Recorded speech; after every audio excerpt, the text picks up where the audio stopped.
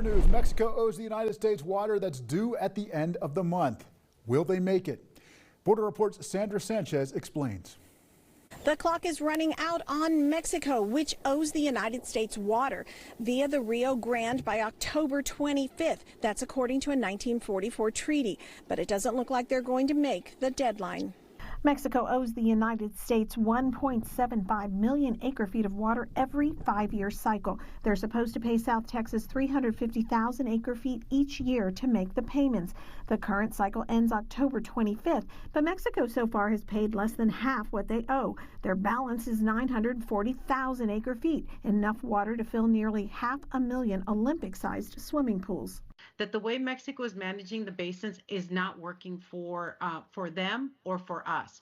Former U.S. International Boundary and Water Commissioner Maria Elena Giner says it has been 30 years, or the 6th consecutive cycle, that Mexico has come in short or barely made it. They manage their basin in a way that they've only really delivered water through whatever they spill or cannot capture.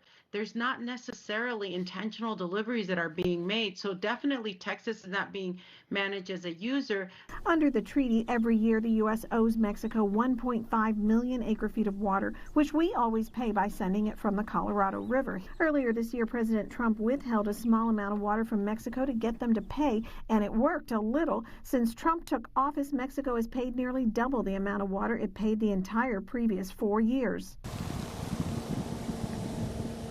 Former McAllen Mayor Jim Darling, chairman of the Region M Water Planning Group, says due to recent rains, Mexico now has enough to pay us, but they haven't. They do owe it, and you don't want to let them slouch off that, and you're never going to get it paid back. And so you got the water, should pay it back. The group represents 8 South Texas counties. They met Tuesday trying to chart long-term solutions. But water management on our side is important too.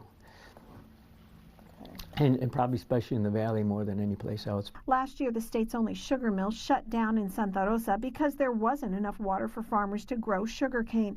Now they're trying to restart the plant by bringing in imported sugar. Tudor Yulhorn, who represents the sugar growers, is angry and says the U.S. shouldn't give Mexico any more water. We stop sending the water on the Colorado to them and tell them, if you're not going to give us our water, we're not going to give you yours. A lack of rain and growing population in the region also are being blamed, but Giner says despite the challenges, the U.S. always pays what it owes Mexico, and she says it's obvious Mexico's system isn't working. In McAllen, Texas, Sandra Sanchez, Border Report. Thank you, Sandra.